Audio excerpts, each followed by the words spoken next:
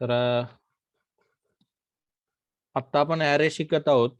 याच्या आधी एक दोन नाही, आय थिंक 3 सेशन म्हणेल मी. 3 सेशन ॲरेचे झालेत.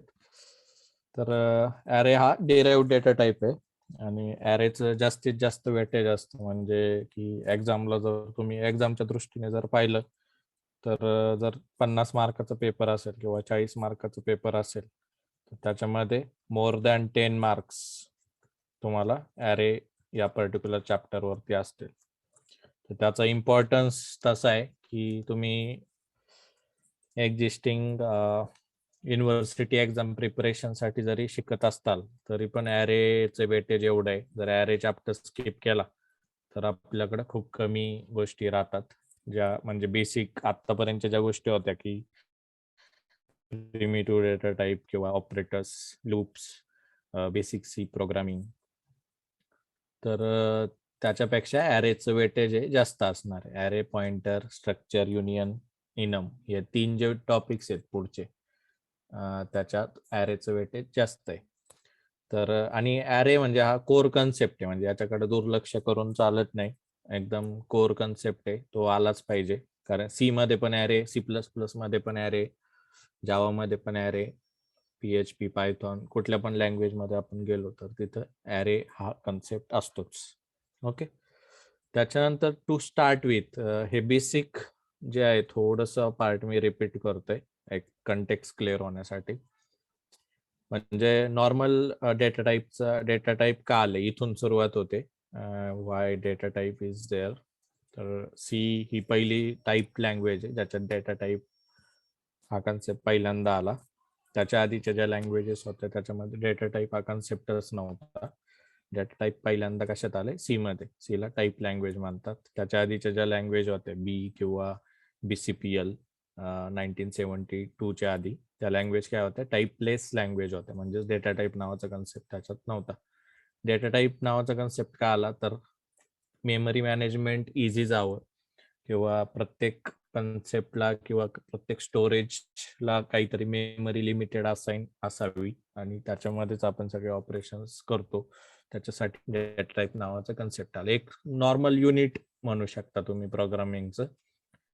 जसं आपलं डे टू डे लाईफमध्ये आपण एक चलन यूज करतो किंवा पैसे यूज करतो, त्याच्यावरती पूर्ण सगळं जग चाललेलं असतं किंवा सगळी देवाणघेवाण चाललेली असते की 100 रुपये म्हणजे काय, 1000 रुपये म्हणजे काय, 5000 रुपये म्हणजे काय, काहीतरी एक त्याला बाउंड्री असाइन केलेली आणि तेवढी तेवढी कॉस्ट आपण दिली की तेवढा डेटा आपल्याला काहीतरी भेटतो.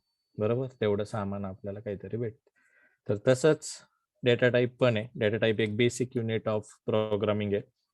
याच्यात पण म्हणजे प्रत्येक जसं मी एक रिअल लाईफ एक्झाम्पल मॅप करण्यासाठी तुम्हाला कन्सेप्ट सांगितला की रुपये किंवा पैसे हा जो चलनाचा पार्ट आहे ज्याच्यामध्ये आपण एक लिमिट टाकले काहीतरी की 10 रुपये, 100 रुपये, 1000 रुपये, 5000 रुपये, 10,000 रुपये. बरोबर. तर तसंच डेटा टाइप मध्ये पण वेगवेगळे डेटा टाइप अवेलेबल आहेत. Primitive data type, derived data type आणि युजर डिफाईन डेटा टाइप. तर आत्ता आपण कुठे आहेत? इथे आहेत डिराइव्ड डेटा टाइप मध्ये. एक टॉपिक आपल्या याच्यातला झालाय फंक्शन, दुसरा कुठला आहे? ॲरे, तिसरा कुठला आहे? पॉइंटर. आणि प्रिमिटिव्ह डेटा टाइप मध्ये इंटिजर, क्यार, फ्लोट, डबल आणि वाईड हे primitive data type, basic data type. त्याच्या बेसिक डेटा टाइप मध्ये काहीतरी लिमिटेशन होती म्हणून डिराइव्ड डेटा टाइप आलं. परत डिराइव्ड डेटा टाइप मध्ये पण काही लिमिटेशन होते आणि प्रिमिटिव्ह डेटा टाइप मध्ये पण लिमिटेशन होते. तर दोघांचं यूज करून आपण एक युजर डिफाईन डेटा टाइप बनवू शकतो. आणि त्याला आपण काय म्हणतो मग? त्याच्यात काय काय येतं? स्ट्रक्चर, युनियन आणि इनम. तर सी लँग्वेज शिकायचं तर म्हणजेच काय की हे सगळे डेटा टाइपचे कन्सेप्ट वगैरे शिकायचे. पूर्ण हे कन्सेप्ट ज्यावेळेस आपले ना त्यावेळेस आपण म्हणा की आपल्याला सी लँग्वेज येते.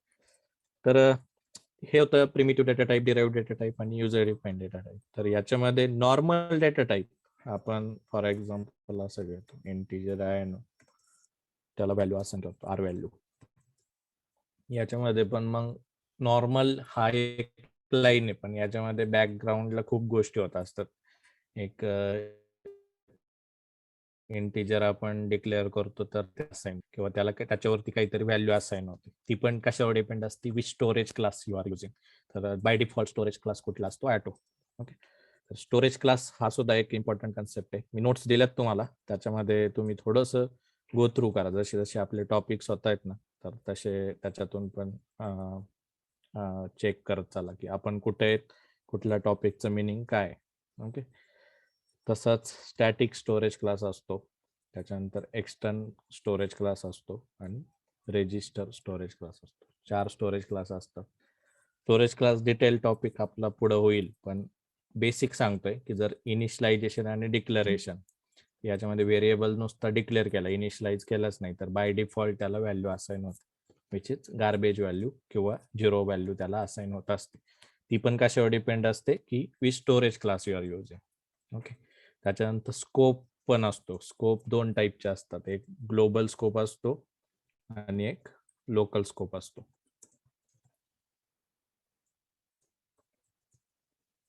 ग्लोबल स्कोप त्याच्यानंतर लोकल स्कोप.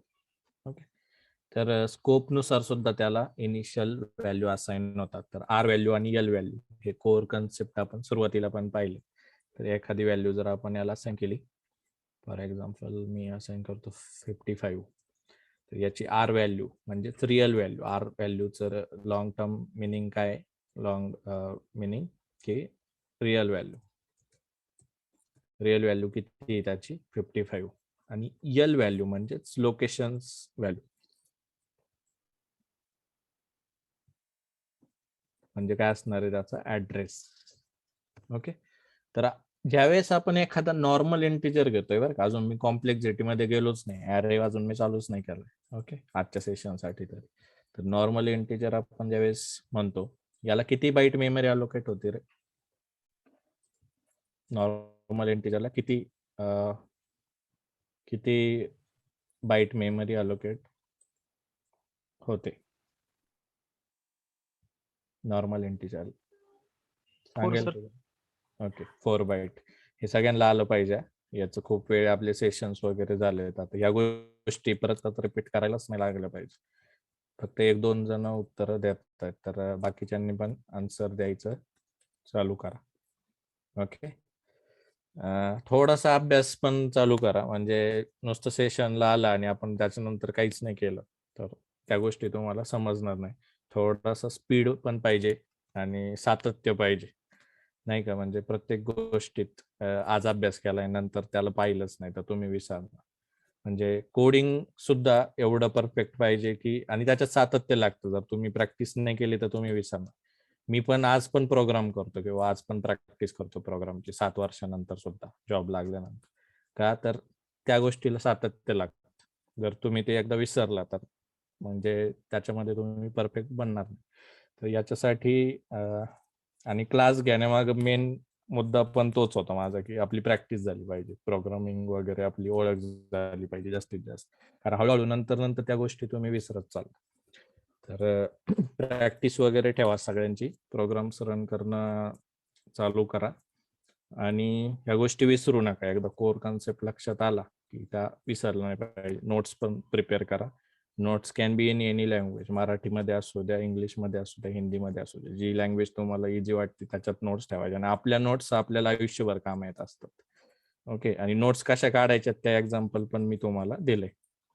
तर तशा नोट्स प्रिपेअर करा. दुसऱ्याचे नोट्स किंवा युट्यूब बुक्स तुम्हाला लाखो कंटेंट भेटल आणि ते असतं पण ते जेवढं समजणार नाही तेवढ्या नोट्स तुम्हाला, तुम्ही जर लिहिलेल्या असतील आणि त्या जर तुम्हाला अंडरस्टँड झालेल्या असतील तर तुम्ही ते कधीच विसरणार नाही. आणि ते अनुभवून पण बघा, म्हणजे बरंच कंटेंट वगैरे युट्यूबला पण अवेलेबल असतं किंवा बुक्स वगैरे, रेफरन्स बुक इझिली अवेलेबल होतात. खूप सगळ्या लिंक्स वगैरे पण असतात, पण जोपर्यंत आपण स्वतः काही करत नाही तोपर्यंत आपल्याला ते समजणार नसतं. ओके. तर मला सांगायचंय काय, एक नॉर्मल इंटिजर आपण घेतलं तर 4 बाईट त्याला असाइन होतात, पण again it's again depend on the compile. जर तुम्ही टर्बोस यूज केलं तर ते 2 बाईटवर पण त्याला मेमरी असाइन होणार आहे. आणि आपण मेमरी कशी चेक करू शकतो, तर साईज ऑफ ऑपरेटर. आता याच्यात लिमिटेशन्स काय, की फॉर एक्झाम्पल मी काय करतोय की एक इंटिजर घेतला त्याला स्टोअर केलं, त्याच्यात काहीतरी व्हॅल्यू केली, बरोबर. दुसरा मला फॉर एक्झाम्पल मग ऍडिशन साठी आणखी एक इंटिजर लागत होता. मी काय केलं, आणखी एक इंटिजर घेतलं, त्याच्यात काहीतरी व्हॅल्यू टाकली 45. हे काम करायला मला आणखी एक सम नावाचं व्हेरिएबल पाहिजे होता. त्याच्यात मी ते सम घेतलं, INO1 केलं प्लस INO2 केलं. आता पुढचा प्रॉब्लेम स्टेटमेंट आला की मला काय पाहिजे की मला 2 नंबरची ऍडिशन नाही पाहिजे, मला 10 नंबरची ऍडिशन पाहिजे, किंवा मला 50 नंबरची ऍडिशन पाहिजे. आणि 50 नंबर सेम फॉर्मॅटचे आहेत. 50 नंबर सेम फॉर्मॅटचे. आता प्रॉब्लेम स्टेटमेंट बघा मी कसं तयार करतोय. 2 इंटिजरची ऍडिशन पाहिजे होती, तुम्ही नॉर्मल प्रिमिटिव्ह डेटा टाईप घेऊन माझं काम करून देत होता. 2 इंटिजर घेतलं, प्रिंटएफ स्कॅनएफ केलं. स्कॅनएफ म्हणजे आपण युजर कडून इनपुट घेतो, स्कॅनएफ यूज करून, आणि त्याच्या थ्रू आपण ऍडिशनचा प्रोग्राम रन केला. त्याच्यामध्ये 2च व्हेरिएबल होते, तर आपण तो टास्क पटकन केला, कारण 2च व्हेरिएबल होते, आपली गरज पण नव्हती तेवढी. पण उद्या वेगळी रिक्वायरमेंट काय आली की मला 50 इंटिजरची ऍडिशन पाहिजे किंवा 100 इंटिजरची ऍडिशन पाहिजे. तर तिथं मग आपण हेच करत बसणार का की इथं 50 व्हेरिएबल्स घेतले किंवा मल्टिपल व्हेरिएबल्स घेतले आणि प्रत्येकाला अशी काहीतरी व्हॅल्यू टाकली. INO4 = 70, त्याच्यानंतर इंट INO5 = 80, इंट INO6 = 90. हे आपण कंटिन्यू केलं खाली, आणि त्याच्यानंतर इंट INO50 केलं इक्वल टू काहीतरी त्याच्यात व्हॅल्यू टाकली. ओके, आणि त्याच्यानंतर मग इथं सगळे व्हेरिएबल्स घेतले, INO1, INO+2, नंतर इकडं INO3 plus dash dash dash plus INO50.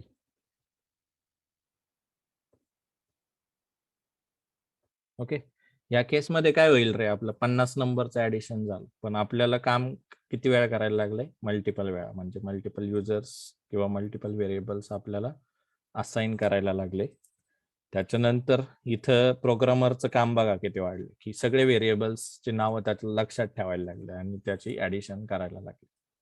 Okay, मग हे काम आपण ऑटोमेट करू शकतो का, की सेम डेटा टाईप आहे, म्हणजे सगळेच इंटिजर आहेत आणि सगळ्या इंटिजर मध्ये काहीतरी व्हॅल्यू आहे, आणि सगळ्या इंटिजरची मला काय पाहिजे, ऍडिशन करून पाहिजे. तर हे काम ऑटोमेट करायचं काम कोणी केलंय, ऍरे नावाचा कॉन्सेप्ट. ओके, तर ऍरे मध्ये आपण काय करू शकतो, array is an collection of similar data type.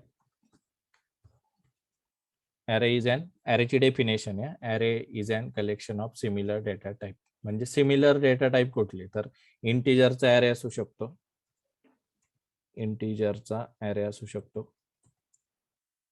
त्याच्यानंतर कॅरेक्टरचा ॲरे असू शकतो,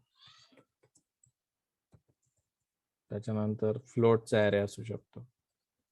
जे जे प्रिमिटिव्ह डेटा टाईप मध्ये होतं त्या सगळ्यांचा ॲरे असू शकतो, डबलचा ॲरे. ओके, ही यूज केस समजली.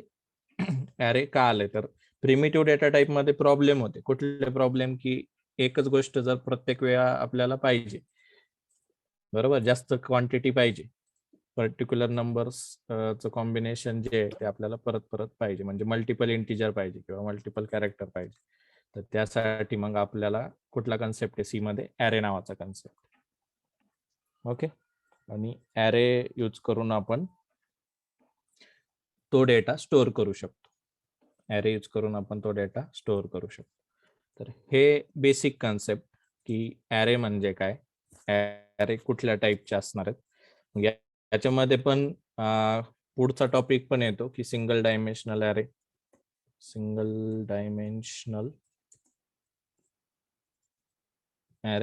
आणि मल्टी डायमेन्शनल ॲरे. त्याच्या पुढचा टॉपिक ॲरे मध्येच कुठला येतो, create and array memory allocation. Okay, याच्यामध्ये दोन मेमरी क्रिएशन मध्ये पण दोन टाईप असतात, एक स्टॅटिक मेमरी अलोकेशन आणि दुसरं डायनेमिक मेमरी अलोकेशन. आणि आतापर्यंत म्हणजे जेवढे प्रोग्राम आपले झालेत सगळे आपण काय करतो, स्टॅटिक मेमरी अलोकेशन करत असतो. अजून तर आपलं डायनेमिक मेमरी अलोकेशन कुठलंच नाही झालं. प्रोग्रामला आपण सांगू शकतो की डायनेमिकली की रन टाइमला मेमरी असाइन कर, हे आपण प्रोग्रामिंग मध्ये सी मध्ये सांगू शकतो. त्या कन्सेप्टला काय म्हणतात, डायनेमिक मेमरी अलोकेशन. हे आपलं होईल पुढे पुढे, म्हणजे आपण stack frame, data frame, heap section वगैरे पाहिलंय ना, तर त्याच्यामधल्या डिटेल्स आहे त्या. हे थोडंसं पुढे गेल्यानंतर डिटेलमध्ये आणखी होईल. डायनेमिक मेमरी अलोकेशन क्रिएट करून आपण हीपवर सुद्धा डेटा स्टोअर करू शकतो. आता ॲरे वरती परत येऊयात. Array is an collection of similar data item. म्हणजेच फॉर एक्झाम्पल आपल्याला काहीतरी डेटा स्टोअर करायचा आहे जो सिमिलर डेटा टाईपचा असू शकतो. ओके, तर you can consider the example of the salary. बरोबर, एम्प्लॉईची सॅलरी. आता सॅलरी जी असणार आहे प्रत्येक एम्प्लॉईला आपल्याला असाइन करायची. तर याच्यामध्ये 50 एम्प्लॉई येतात आपल्याकडं, 50 एम्प्लॉईची सॅलरी सेम फॉर्मॅटमध्ये असेल, म्हणजे काहीतरी नंबर असणार आहे, 10,000 असेल, 20,000 असेल, 30,000 असेल, 15,000 असेल, अशा 50 एंट्री असतील. म्हणजेच काहीतरी सॅलरी आपल्याला स्टोअर करायची, पण किती जणांची, 50 जणांची. तर त्या ठिकाणी कुठलं डेटा स्ट्रक्चर तुम्ही यूज करू शकता, ॲरे नावाचं डेटा स्ट्रक्चर. कारण एकच जर इलेमेंट असता किंवा एकच डेटा आपल्याला स्टोअर करायचा असला तर तिथं आपण काय केलं असतं, नॉर्मल प्रिमिटिव्ह डेटा टाईप घेतला असतं. पण इथं तुमचं काय येतंय, collection of similar data item. Collection of similar data item, salary of 50 employee म्हणजेच कलेक्शन ऑफ 50 एम्प्लॉईज याच्यामध्ये येतात. तर हे स्टोअर करायचंय, तर what we can create here the array. Okay, मग ॲरे जो असतो तर तो क्रिएट कसा करायचा, तर इंटिजरचा ॲरे जर असेल तर आपण असा क्रिएट करू शकतो, ज्याच्यात साईज पण त्याची देऊ शकतो. मग आपण युजरने ठरवायचंय की किती त्याला साईज पाहिजे. आता इंटिजर ॲरे आणि कॅरेक्टर ॲरेचा जर आपण एक्झाम्पल घेऊ, फॉर एक्झाम्पल माझ्याकडे 10, 20, 30, 40 आणि 50 हे 5 नंबर आहेत, हे मला स्टोअर करायचे. आता हे 5 सगळ्यात आधी आपण काय विचार करणार की हे जे 5 नंबर आहेत हे काय आहेत, इंटिजर नंबर आहेत का किंवा फ्लोट नंबर आहेत का. बघतानाच कळतंय की हे काय आहेत, इंटिजर नंबर आहेत. तर हे जर स्टोअर करायचे तर आपण काय करणार, इंटिजरचं एक ॲरे घेणार आणि त्या ॲरेला आपण एक आयडेंटिटी म्हणजेच नाव पण देऊ शकतो. बरोबर, हा झाला ॲरे डिक्लरेशनचा सिंटॅक्स. याच्यामध्ये आपण साईज टाकतो, त्याच्यानंतर ॲरे कुठल्या टाईपचा आहे हे पण टाकतो आणि ॲरे नेम टाकतो. ARR1 हे काय होतंय, ॲरे नेम. त्याच्यानंतर त्याच्यात आपण साईज टाकू शकतो. ओके, हे बेसिक्स होतं की ॲरे क्रिएट कसा करा. आता ज्यावेळेस आपण असं म्हणतो ARR1 of 5, याच्यासाठी मेमरी किती अलोकेट होणार आहे, याच्यासाठी मेमरी ब्लॉक असा अलोकेट होतो बघा.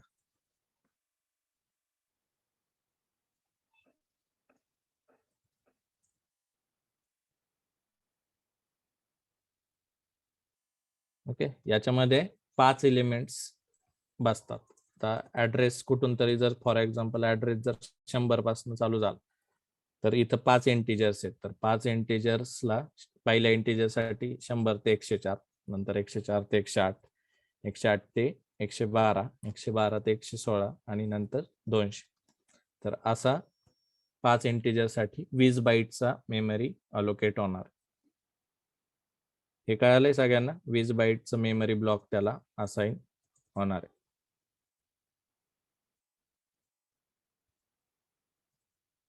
ओके, तर ज्यावेळेस ॲरे क्रिएट करतो तर इंटिजरचा जर ॲरे क्रिएट केला तो 4-4च्या ब्लॉकमध्ये तेवढी मेमरी क्रिएट करतो. साईज तुम्ही देऊ शकता, साईज जर दिली नाही तर इनिशियलाइज करताना तो पर्टिक्युलर साईज पण असाइन करत असतो. तर हे बेसिक्स आहे ॲरेच. Okay, how to create array, how to give the size of the array, okay, and how to declare the integer array. हे कळालंय? तर ज्यावेळेस असं म्हणणार त्यावेळेस किती बाईट मेमरी भेटणार. तर हा क्वेश्चन पण तुम्हाला येऊ शकतो की ज्यावेळेस array नेम आणि त्याच्या आतमध्ये साईज आपण देतो तर क्रिएट होईल. तर जेवढी साईज देणार तेवढी इंटू इंटिजरची साईज. इंटिजरची का तर तो इंटिजर array. त्याच्यानंतर तुम्ही त्या मेमरीवरती व्हॅल्यू असाइन करू शकता. आणि याच्यामध्ये पण व्हॅल्यू असाइन करताना array index always start from the 0. array index always start from the 0. 0 या इंडेक्स पासून array ची सुरुवात होते. म्हणजेच इथं इंडेक्स तुम्ही बघितले इंडेक्स पासून दुसरी इंडेक्स असेल 1, त्याच्यानंतर इंडेक्स असेल 2, पुढची इंडेक्स असेल 3 आणि शेवटची इंडेक्स असेल 4. 100 आणि 200 हे टेम्पररी त्याचे ऍड्रेस आहेत, सुरुवातीचा ऍड्रेस आणि शेवटचा ऍड्रेस. तर array index is always start from the 0. हा क्वेश्चन सुद्धा येतो. arrayची इंडेक्स कुठून चालू होते तर always start from the 0. आणि arrayच्या इंडेक्स नुसार आपण एलिमेंट्स असाइन करू शकतो. मग ते कसे करायचे तर arrayच्या फॉर एक्झाम्पल 0व्या इंडेक्सला म्हणजे जी पहिली 4 बाईटची मेमरी आपल्याला असाइन झाली त्याला जर मला व्हॅल्यू असाइन करायची तर त्याचा सिंटॅक्स काय हा एरर ऑफ 1 0 0. याचं मिनिंग काय की 0व्या इंडेक्सला 10ची व्हॅल्यू टाक. तर ह्या पहिल्या 4 बाईटच्या ब्लॉक मध्ये काय जाणार आहे 10 व्हॅल्यू जाईल. बरोबर. त्याच्यानंतर जर मला काय करायचंय एरर ऑफ 2 arrayचं नेम तेच राहील, त्याच्या पहिल्या इंडेक्सला काय करतोय मी दुसरी व्हॅल्यू टाकतोय 20. त्याच्यानंतर एरर ऑफ 1 दुसऱ्या इंडेक्सला 30 व्हॅल्यू टाकली.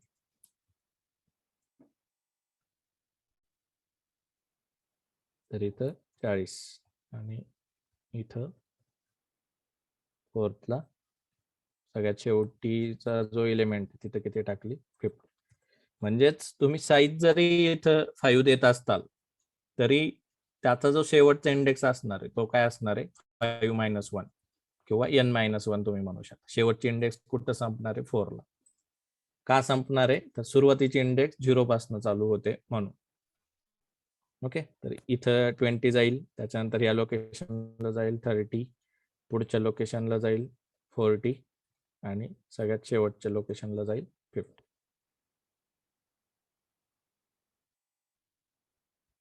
1 2 3 आणि 4. हे कळालंय? त्यावेळेस आपण कुठला पण ॲरे डिक्लेअर करतो तर ॲरेच्या साईज नुसार त्याला बॅकएंडला मेमरी असाइन होते. मेमरी कुठं असाइन होते तर रॅम मध्ये. ओके. आणि त्या पर्टिक्युलर मेमरीवरती ह्या व्हॅल्यूज इनिशियलाइज होऊन बसतात.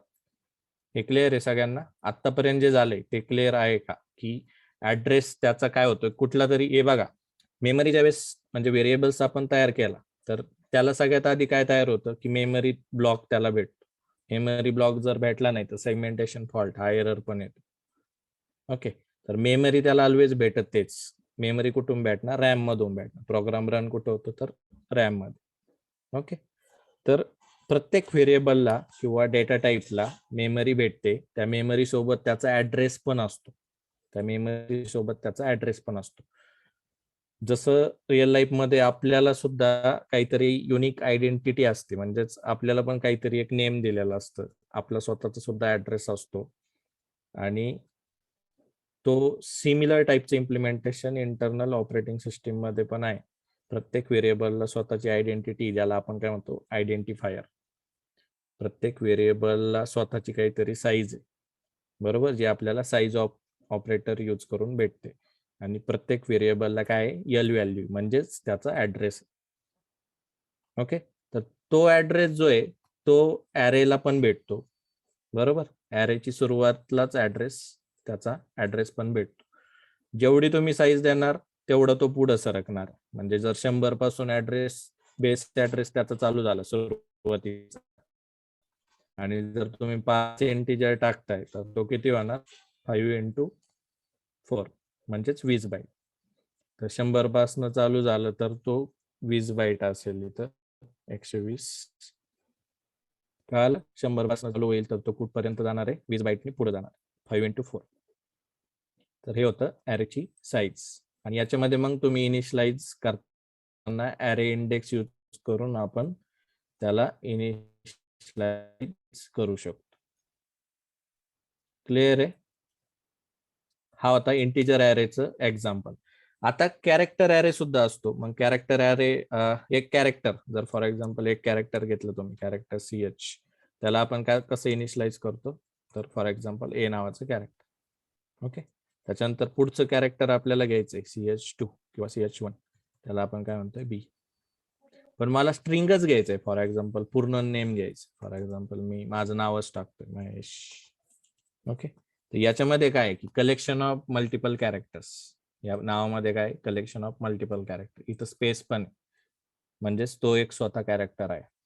आता कलेक्शन ऑफ मल्टिपल कॅरेक्टर आहे तर what I can use here? I can use here the array नावाचा कन्सेप्ट. तर ॲरेचा कन्सेप्ट तर आपण इथं घेणार, पण मग कुठल्या टाईपचा ॲरे? Character array. याला काय म्हणतात? Character array. आणि आपल्याला जेवढी साईज पाहिजे 10, 20, 30 त्या कॅरेक्टरची, ती आपण इथं घेऊ शकतो. आणि सेम इम्प्लिमेंटेशन म्हणजे इंडेक्स यूज करून आपण प्रत्येक कॅरेक्टर तिथं असाइन करू शकतो. फॉर एक्झाम्पल बेस जो सुरुवातीचा जो कॅरेक्टरचा इंडेक्स असणार आहे त्या ॲरेचा, तिथं मला एक कॅरेक्टर टाकायचं, तर मी तिथं कॅरेक्टर टाकू शकतो. पुढच्या इंडेक्सला मला इथं आणखी एक कॅरेक्टर हवाय, तर मी तिथं पण कॅरेक्टर टाकू शकतो. ओके.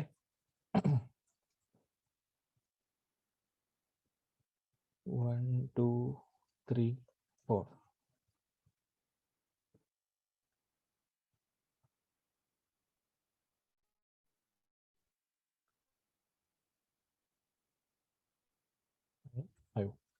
तर इथं आपण असं स्ट्रिंग सुद्धा कॅरेक्टर ॲरे यूज करून इनिशियलाइज करू शकतो. सेम तसंच मल्टिपल फ्लोट घ्यायचे असतील तर फ्लोटचा ॲरे, मल्टिपल डबल घ्यायचे असतील तर डबलचा ॲरे. कळालं? ॲरेची यूज केस कळाली की multiple collection of similar data type जर येणार असेल तर what concept we can use here is array. Array index always start from the 0. ॲरेची साईज ही सुद्धा कशावर डिपेंड असती? देत आहेत त्याच्यावर. तर 5 दिले तर किती बाईट मेमरी अलोकेट होणार त्याला 40. ओके. कारण इंटिजरचा ॲरे म्हणून. कॅरेक्टरच्या केसमध्ये सपोज मी तर 20 देतोय, याला मेमरी किती अलोकेट होईल कोण सांगतं? याची साईज किती येईल?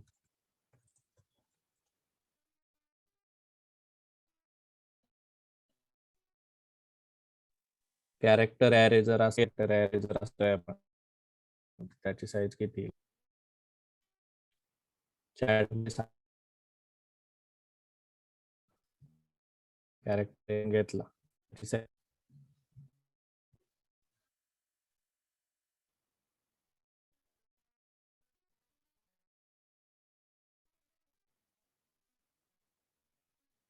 तुमचा आवाज येत नाही. ओके. आता आवाज येतोय का माझा? ओके. तर मला क्वेश्चन काय होता की कॅरेक्टर ॲरे जर असं आपण डिक्लेअर केला, स्क्रीन दिसते ना? कॅरेक्टर ॲरे जर असं डिक्लेअर केला, कॅरेक्टर ॲरे जर असं डिक्लेअर केला तर त्याची साईज किती येईल?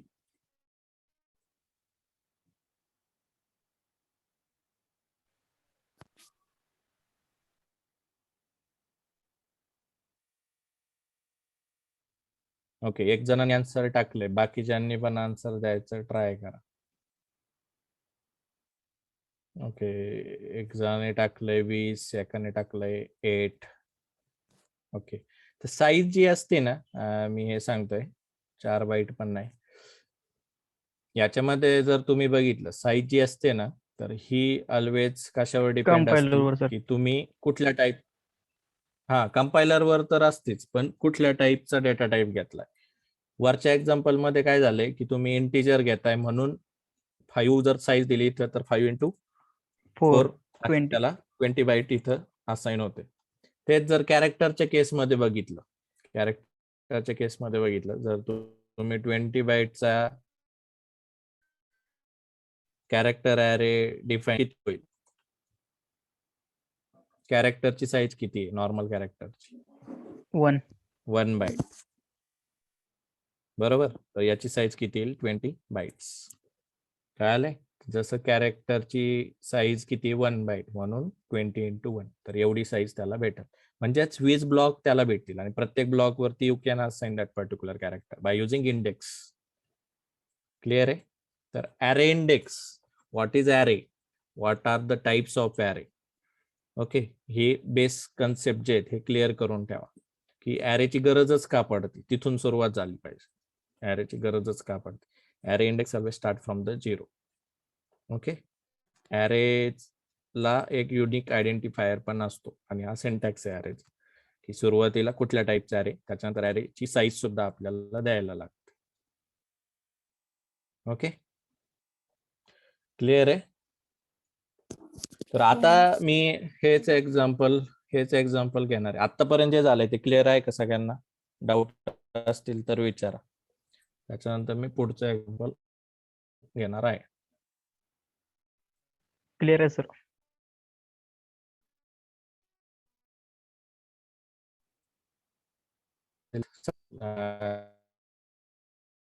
तीन आन्सर आले, त्याच्यातले 2 बरोबर आहे. 20 बाईट. ओके, जसं जसं पुढे जातोय तसं मागं विसरायचं नाही. कॅरेक्टरची साईज आठवायला नाही लागली पाहिजे, कॅरेक्टरची साईज फिक्स माहिती पाहिजे आपल्याला. ओके, ठीक आहे. तर हे कन्सेप्ट जे आहेत हे लिहून घ्या. ॲरे आपण चालू केलंय. Array is an collection of similar data type, आणि त्याच्यानंतर इंटिजरचा ॲरे असू शकतो, कॅरेक्टरचा ॲरे असू शकतो, त्याच्यानंतर फ्लोटचा ॲरे असू शकतो, डबलचा ॲरे असू शकतो. तर हे एक्झाम्पल पण इथं लिहून घ्या. त्याची थेअरी किंवा definition: array is an collection of similar data item.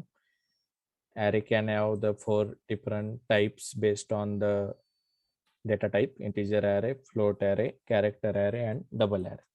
तर integer array चे हे एक्झाम्पल हे पण लिहून घ्या.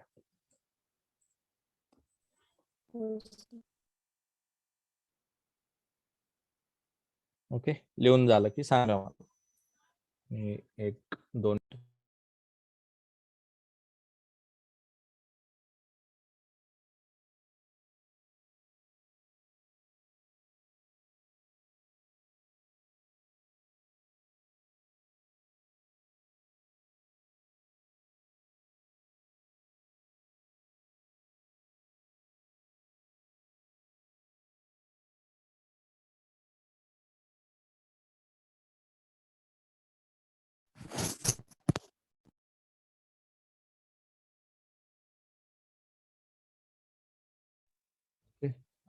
जसं इंटिजर ॲरे लिहिलंय ना, तसंच कॅरेक्टर ॲरेचं पण एक्झाम्पल आहे, आणि हे ॲरेचं मेमरी रिप्रेझेंटेशन आहे खालचं.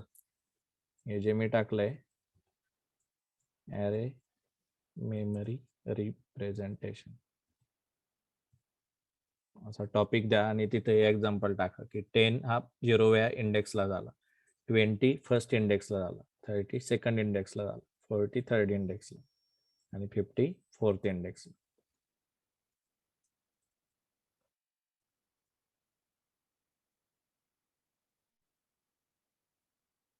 हंड्रेड आणि 120 हे काय त्याचे ऍड्रेस आहेत, आणि हा टेंटेटिव्ह ऍड्रेस घेतला, म्हणजे तसाच भेटेल मेमरीमध्ये असं नाही. हे फक्त एक्झाम्पल सांगण्यासाठी घेतलं. सुरुवातीला ॲरे जर तुम्ही डिक्लेअर केला तर काहीतरी 100 ऍड्रेस भेटला, तर तिथून पुढे त्याला 5 × 4 म्हणजे 20 ब्लॉक्स असाइन होतील.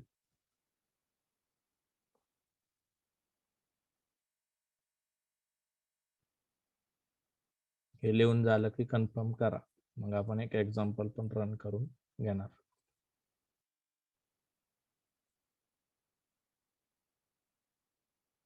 ओके, मेमरी रिप्रेझेंटेशन, आणि हा सिंटॅक्स काय सांगतोय की डिक्लरेशन ऑफ इनिशियलायझेशन ॲरे. या सिंटॅक्सलाच तुम्ही नाव द्या तिथं की declaration of array, integer array.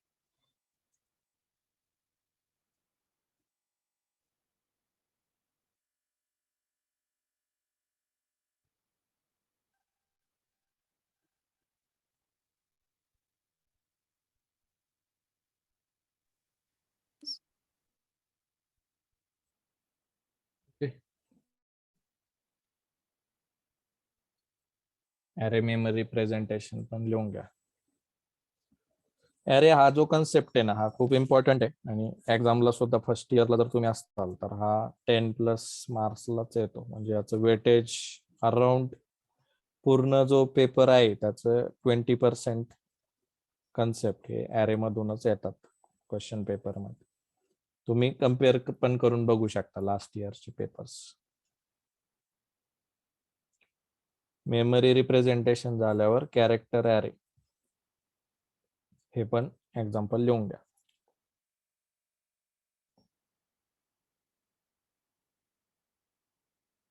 इथे पण नाव टाका, डिक्लरेशन ऑफ कॅरेक्टर ॲरे.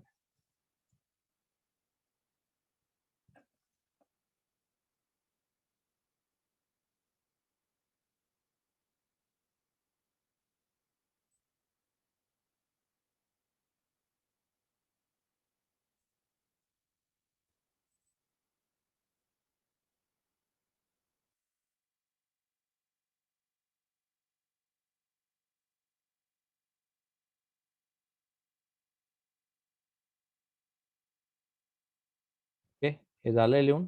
आता मग मी फ्लोट आणि डबलचा एक्झाम्पल नाही देत इथं. याच्यामध्ये फक्त डेटा टाईप चेंज होईल आणि व्हॅल्यू जे असाइन करतात ते चेंज होईल. फ्लोटच्या केसमध्ये फ्लोट येईल, डबलच्या केसमध्ये डबल येईल.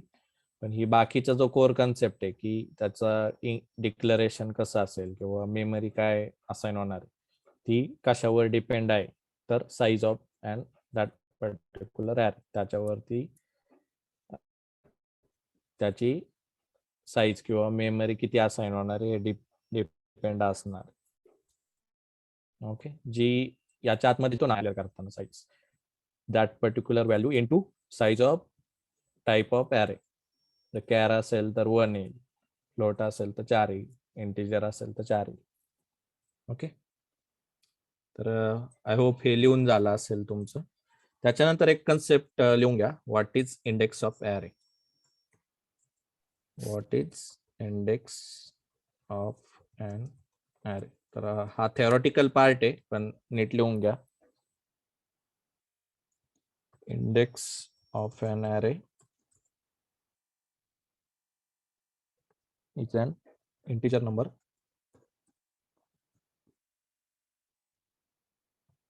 that represents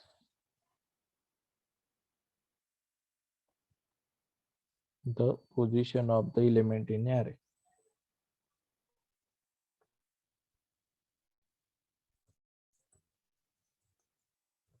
ओके, तर इंडेक्स जी आहे ही काय सांगते की कितव्या पोझिशनला जो तो कितव्या पोझिशनला.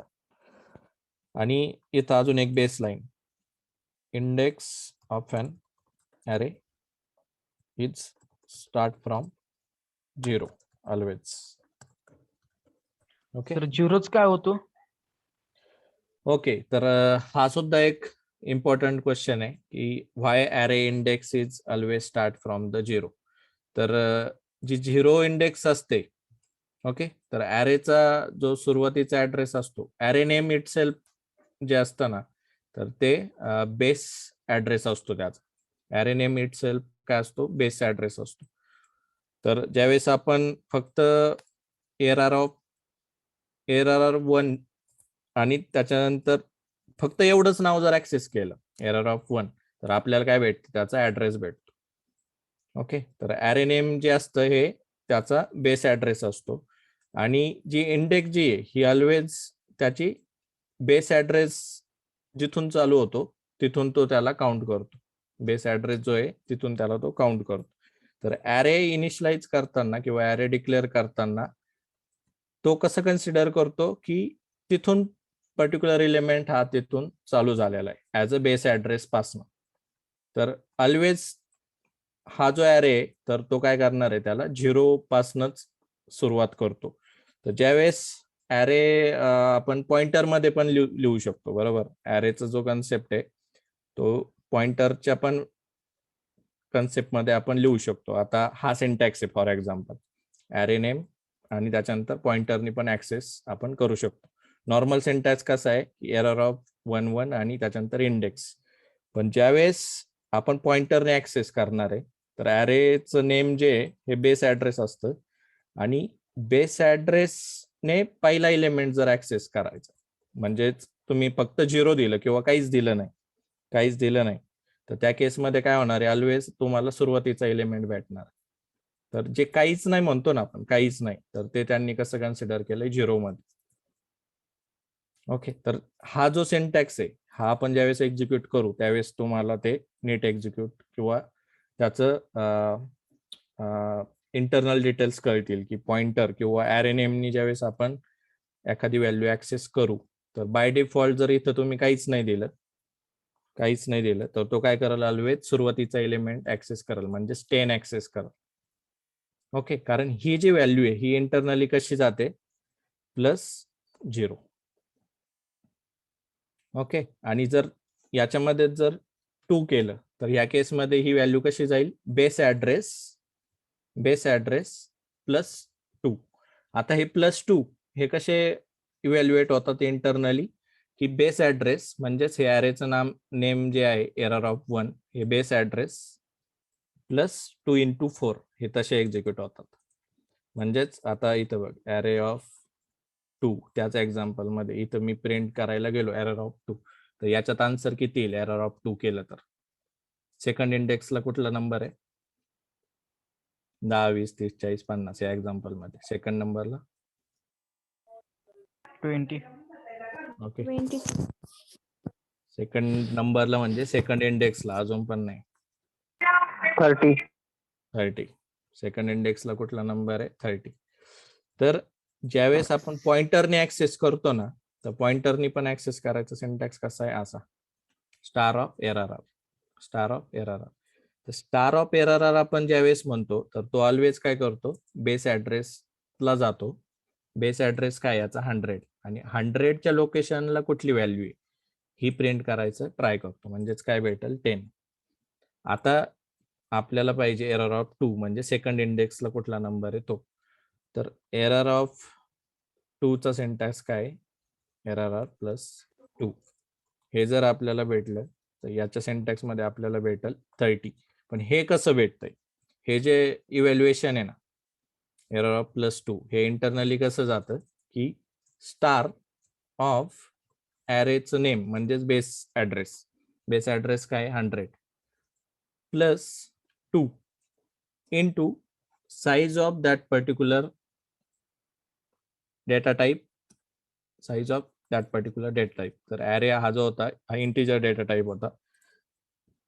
याची जी साईज आहे ही कशी जाते, हा इंटू होतो त्याला, म्हणजे जो +2 म्हणतो ना त्याला तो इंटू होतो. तर ज्यावेळेस हे पर्टिक्युलर इव्हॅल्युएशन परत असं बनतं, स्टार ऑफ 100 +2 × 4 हे किती होतं, 108.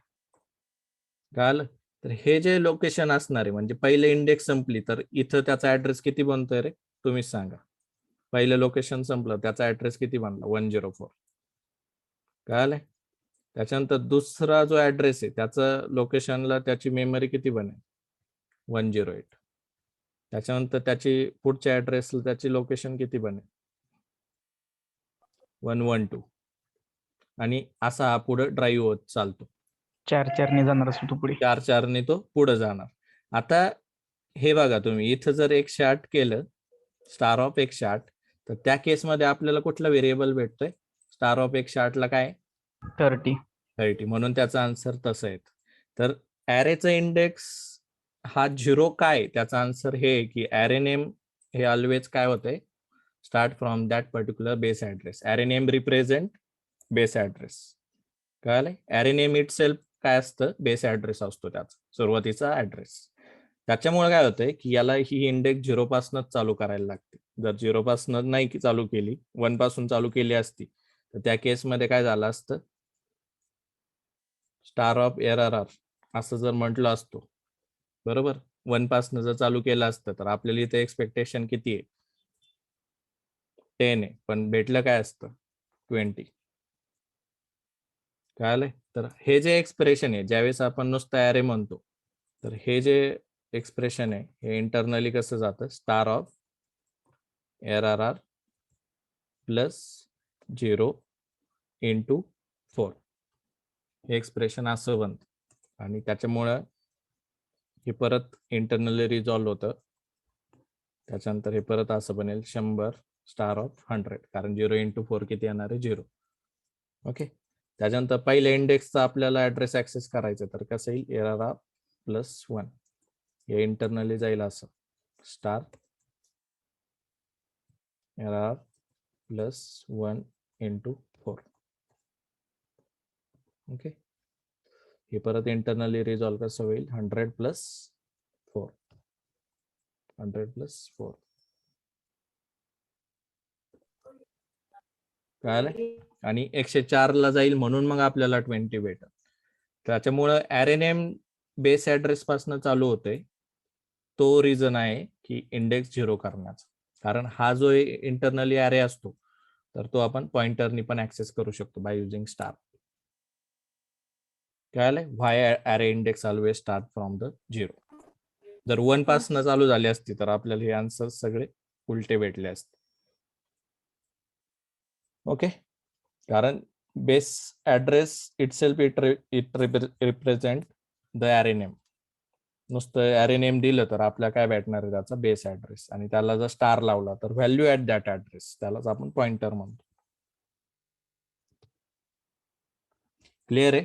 तर ज्यावेळेस पॉइंटर किंवा या स्टारच्या गोष्टी होतील त्याच्यानंतर तुम्हाला ते आणखी क्लिअर होईल. पण ॲरे इंडेक्स 0 पासून चालू का होती, तर त्याचं रिझन काय आहे की ॲरे नेम हे ऑलवेज बेस ऍड्रेस सांगतं, आणि ॲरेचं रिप्रेझेंटेशन ज्यावेळेस आपण पॉइंटरने ऍक्सेस करायला जातो त्यावेळेस असं बनतं base address plus that particular index into size of data type. Okay. तर त्याचा हा रिझन आहे by array index always start from the 0. हे लिहून झालंय सगळ्यांचं. आणि हा टॉपिक समजलाय का की ॲरे इंडेक्स ही 0 पासूनच का चालू होते. हो सर, समजलं. आणि इंडेक्सचं पण थेरोटिकल कन्सेप्ट लिहून घ्या. हे झालंय. Index of an array is always start from the 0. आणि सी मध्येच नाही, सगळ्या लँग्वेज मध्ये, C++, PHP, पायथॉन, .NET, कुठली पण लँग्वेज आणली तरी पण 0 पासूनच ॲरे इंडेक्स चालू होते. ओके. हे लिहून झालंय. त्याच्यानंतर हे टाइप्स ऑफ ॲरे, खाली वरचे जे टाइप्स आहेत ते based on the data type होते. Integer array, float array, character array आणि डबल ॲरे. पण खालचे ऍक्च्युअल ॲरेचे टाइप आहेत single dimensional array, multi dimensional array. Single dimensional array याच्यामध्ये एकच इंडेक्स असते. मल्टी डायमेन्शनल मध्ये मल्टिपल इंडेक्सिंग असतं. तर याचं पण एक एक्झाम्पल सांगतो. सिंगल डायमेन्शनल ॲरेचा सिंटॅक्स असं असतो, एकच टाईपची इंडेक्स असते याच्यामध्ये. ओके. मल्टी डायमेन्शनल मध्ये जर 2 डायमेन्शनल पाहिलं तर याच्यामध्ये 5x5 डबल मॅट्रिक्स जे असतात मल्टिपल इंडेक्स असतात.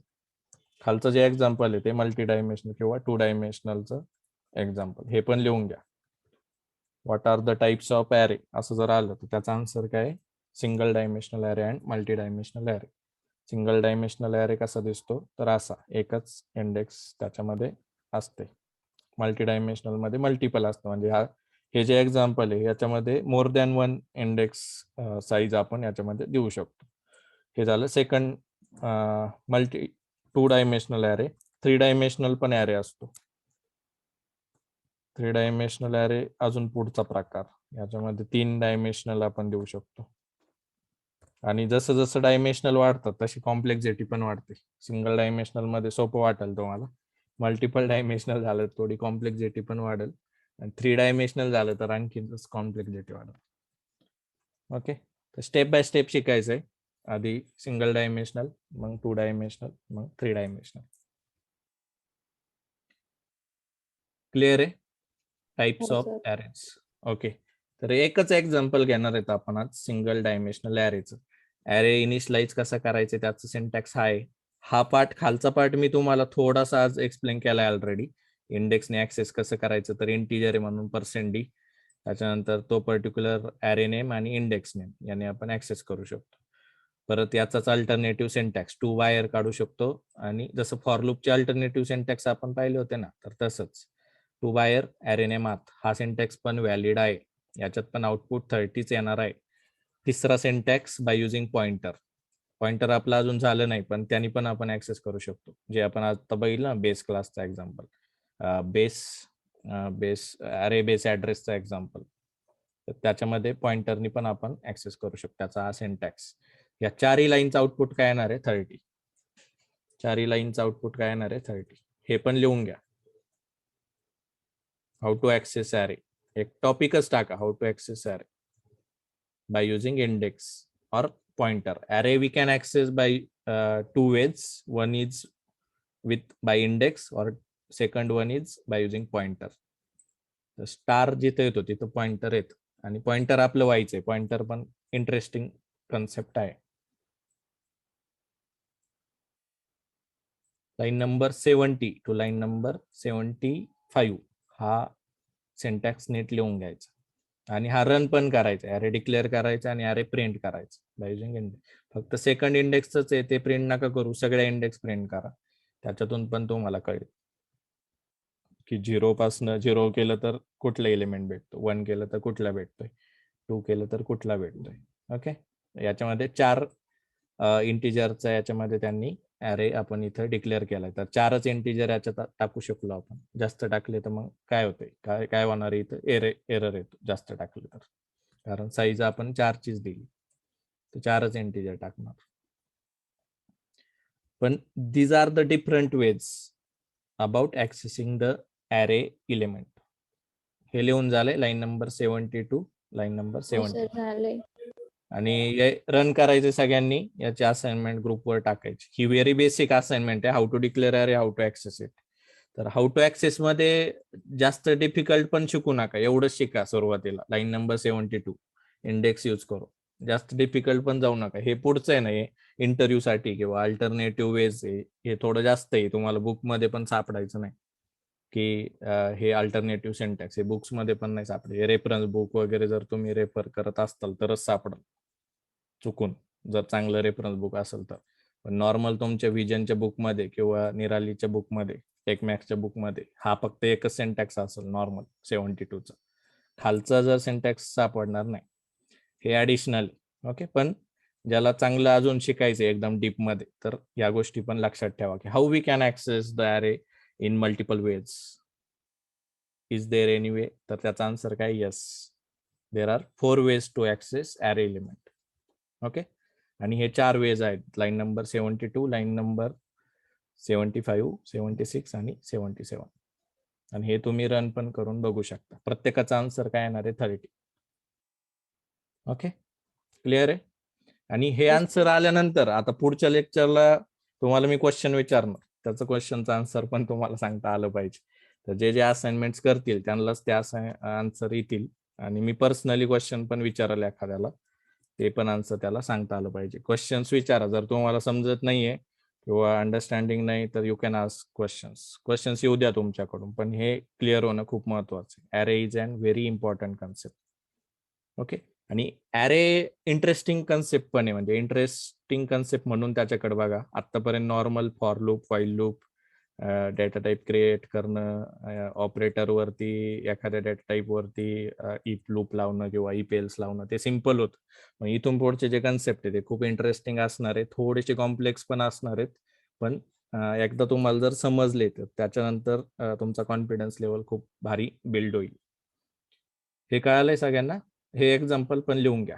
ओके, आय होप हे लिहून झालं असेल. एक नॉर्मल छोटस एक्झाम्पल मी रन करणार आहे आज.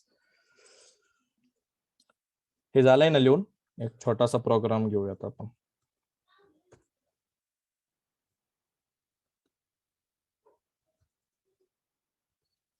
अरे बेसिक्स डॉट सी.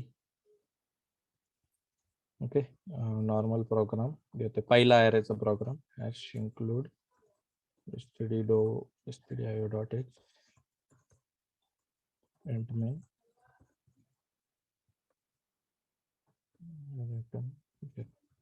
ओके, हे बेसिक स्ट्रक्चर प्रोग्राम. त्याच्यानंतर मला काय करायचंय, मला 5 व्हॅल्यू पाहिजेत इंटिजरच्या. माझा प्रॉब्लेम स्टेटमेंट काय? Addition of 5 integers.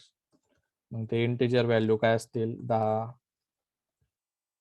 20, 30, 40 आणि 50.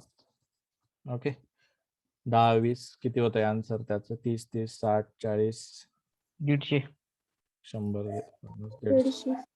आउटपुट आलं पाहिजे मला 150. तर याचे दोन वेज आहेत. एक नॉर्मल वेनी तुम्ही करू शकता. इंट आयनो घ्या, आयनो 1 इक्वल टू 10, नंतर इंट आयनो 2 घ्या इक्वल टू 20.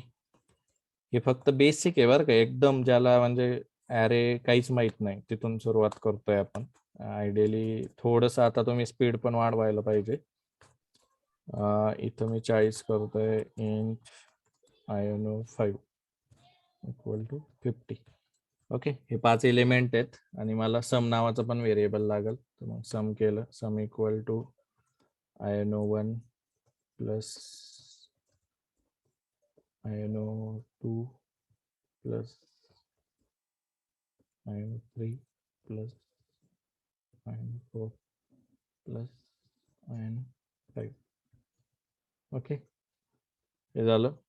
त्याच्यानंतर जी व्हॅल्यू आली ती आपल्याला प्रिंट करायची. %d सम. थोडासा मेसेज पण टाकू शकता. Addition of given number is %d आणि सम. ओके, हे झालं. तुम्ही 5 इंटिजर घेतले आणि 5 इंटिजरला ॲडिशन करताय आणि त्याची ॲडिशन प्रिंट करताय. प्रोग्राम मी कंपाईल करतो. arraybasics.c.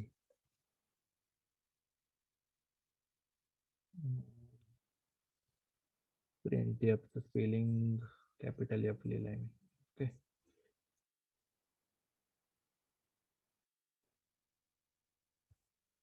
कंपाईल केला, रन केला. आन्सर आले. Addition of given number is 150. Okay, दिसतंय सगळ्यांना? हा प्रोग्राम आधी रन करायचा आहे, डायरेक्ट ॲरेवर जायचं नाही. त्याच्यातून तुम्हाला यूज केस कळेल की 5 इंटिजर मी ॲरेमध्ये कसे कन्वर्ट केले, हे तुम्हाला नंतर कळेल.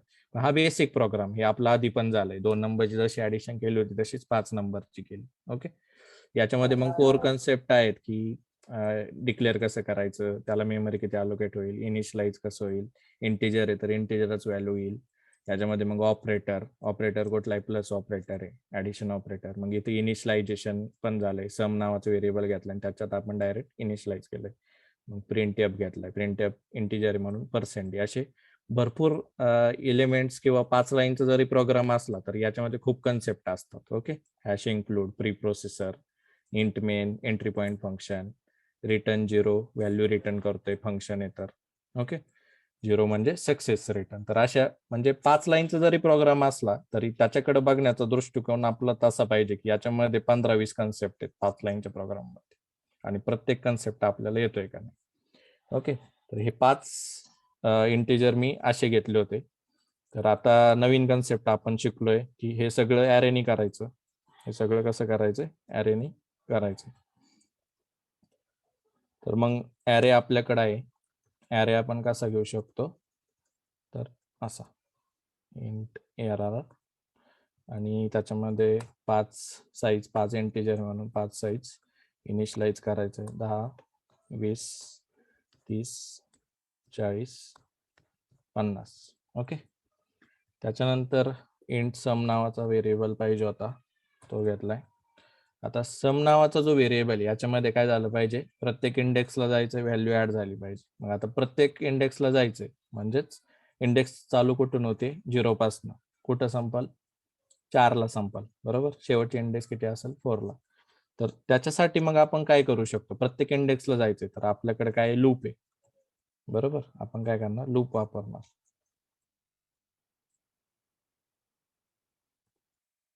इथे एक त्याचा व्हेरिएबल घ्या, int I equal to 0, I less than 5 आणि आय प्लस प्लस. असं जर आपण केलं तर प्रत्येक इंडेक्स फॉर एक्झाम्पल ऍडिशन पण लगेच प्रिंट नका करू. प्रत्येक इंडेक्सला काय व्हेरिएबल आहे हे जर प्रिंट करायचं असेल तर आपण काय करणार, लूपच्या आतमध्ये सांगणार प्रत्येक इंडेक्सला जो व्हेरिएबल आहे तो फक्त मला प्रिंट कर. तर आपण बघा कसा प्रिंट करतोय. %d आणि /t करतो मी. त्याच्यानंतर ॲरेचं नाव आणि इंडेक्स यूज केली तर आपल्याला काय भेटतंय, तो पर्टिक्युलर व्हेरिएबल. ॲरेचं नाव आणि इंडेक्स इथं यूज केली, बरोबर. प्रत्येक इंडेक्सला प्रत्येक इटरेशनला आयची व्हॅल्यू चेंज होईल. 0 पासून चालू होईल, 0 1 2 3 4 पर्यंत जाईल. ज्यावेळेस 4+ झाल्यानंतर 5 जाईल तर ही कंडिशन फॉल्स होईल आणि तो लूपच्या बाहेर पडेल. आता आपण काय केलंय, फक्त ॲरेचे इंडेक्स काय केलं त्याच्यामध्ये प्रिंट केलं. प्रत्येक इंडेक्सला कुठला नंबर 10 20 30 40 50 हे प्रिंट झालं. हा दुसरी असाइनमेंट, ही दुसरी असाइनमेंट. ओके. पहिली असाइनमेंट कुठली, आयनो घ्या, आयनो 2 घ्या, आयनो 3 घ्या आणि सगळ्या नंबरची ऍडिशन करा नॉर्मल वेने. दुसरी असाइनमेंट, एक इंटिजर घ्या आणि त्याचे एक इंटिजर ॲरे घ्या आणि त्याच्या प्रत्येक इंडेक्सचा इलिमेंट प्रिंट करा. प्रत्येक इंडेक्सचा इलिमेंट प्रिंट करा. मग तिथं तुम्ही फॉर लूप यूज करू शकता. आता माझा प्रॉब्लेम स्टेटमेंट काय आहे, मला सम पाहिजे आणि प्रत्येक एलिमेंट जो आहे तो ऍडिशन होऊन त्याच्यामध्ये आला पाहिजे. तर त्याच्यासाठी मग सुरुवातीला तुम्ही सम 0 ला इनिशियलाइज करू शकता आणि इथं लॉजिक ऍड करू शकता. Sum equal to sum plus array of I. आता ह्या लाईनचं एक्झिक्युशन बघा कसं होतं की sum equal to sum plus I. सुरुवातीला सम किती रे, 0. समला आपण काय करतोय, sum equal to 0 plus array of I. Array of I सुरुवातीला किती येईल, 10, बरोबर. आय किती आहे, 0. 0 प्लस 10 किती होईल, 10.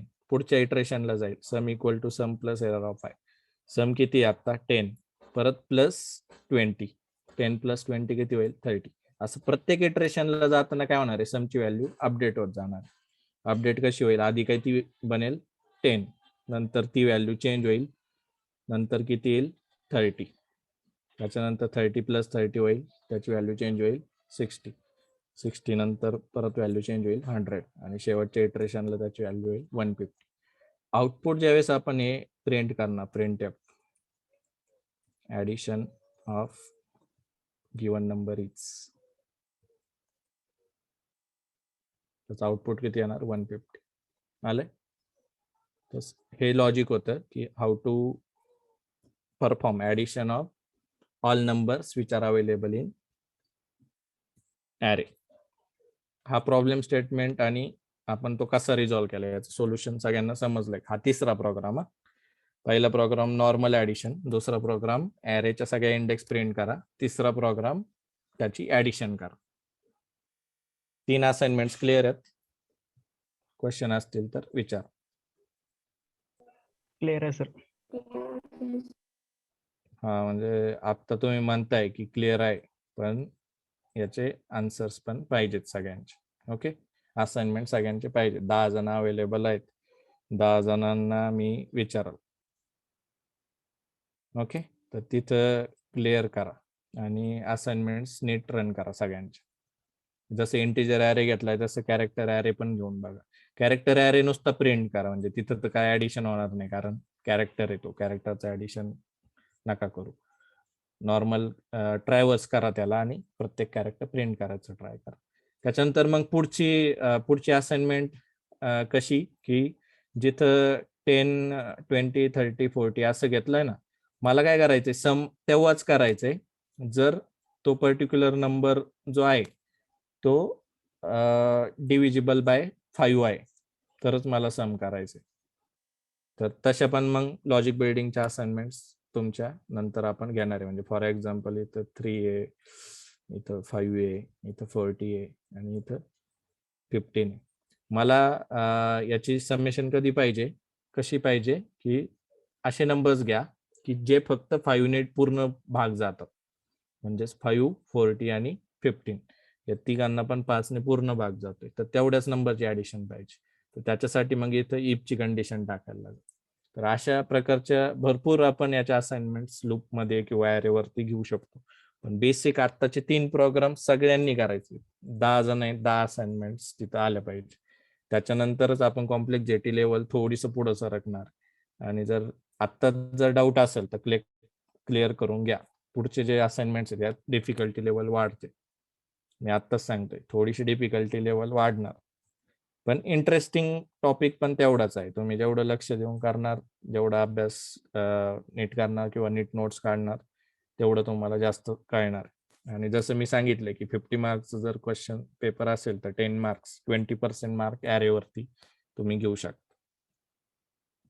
ॲरे मोठा टॉपिक आहे आणि इम्पॉर्टंट पण टॉपिक आहे. सगळ्या लँग्वेजमध्ये ॲरे असतो. क्वेश्चन्स असतील तर विचारा, नाही तर आज आपण इथं थांबूयात.